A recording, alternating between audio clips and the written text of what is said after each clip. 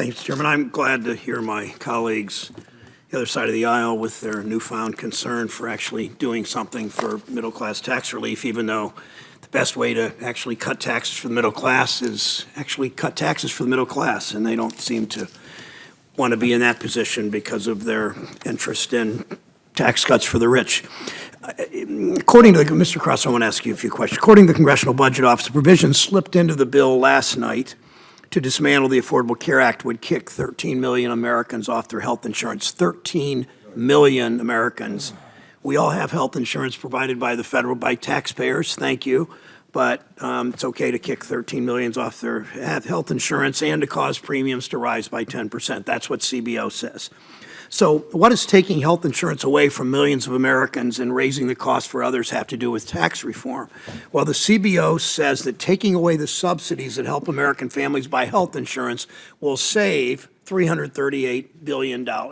So my question, Mr. Crosso, for you is, what is that $338 billion going to pay for in this bill? Well, Senator, I think it's difficult to say, to attribute that $338 billion as a pay for to any particular item, but I mean, arguably, it pays for whatever, it pays to cover up the other deficits in the bill. Okay. So increased tax, okay, got it.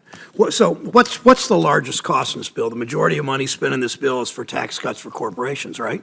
As we understand it, yes. So you got to figure that some of that $338 billion is going to go to more tax cuts for corporations. It would stand to reason that the $300 billion that's being taken away from American families to help them pay for health insurance is being used to pay for tax cuts to big companies. As we learned yesterday, these are some of the very same multinational corporations that are rewarded in this bill, in this tax bill. They get tax breaks to shut down production in Mansfield, Ohio, and Lima, Ohio, and Cincinnati, Ohio, to move overseas, set up production there, sell back in the United States. So the beneficiaries of this provision on the $338 billion are again going to be the same corporations that are being rewarded for sending American jobs overseas. Now, we know that according to CBO, this bill, again, because of the provisions, Senator Wyden's spoken so well about the provisions that were slipped in last night to unravel the Affordable Care Act. A bunch of us with taxpayer insurance willing to take insurance away from up to 13 million Americans,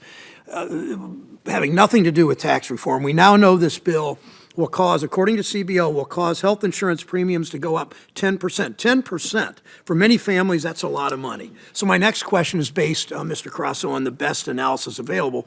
What's the average tax cut for a tax filer earning between $40,000 and $60,000 a year?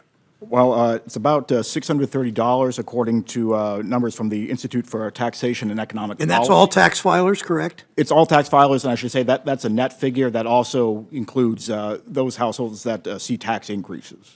So that means the average tax cut for a family of four in Akron, Ohio, or Youngstown, Ohio, or Gallipolis, Ohio, earning $60,000 a year, the average tax cut would be $630, correct? Yes. And for a tax filer's earning a little bit less, 24 to $40,000, what is their expected tax cut under this bill? About 340. And again, this is from the ITEP analysis. So that would include an individual in Ohio filing a loan earning $25,000 a year, they would get about $340. Correct.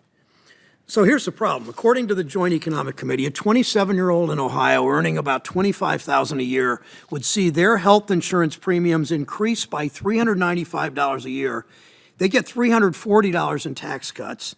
So, but paying $395 more for health insurance, they're $55 in the hole. So what they did last night by inserting this health care repeal, not only are they costing 13 million Americans their health insurance, those that keep insurance are seeing their costs totally wipe away their generally not very generous compared to what corporations are getting, tax break that they get. So, and you said a family of four earning $60,000 a year could expect a tax cut of $630. The Joint Economic Committee says that same family is going to pay $1,431 a year in health insurance premiums under this bill, so they're $800 in the hole. So if you want to cut taxes for the middle class, Mr. Chairman, why don't you cut taxes for the middle class?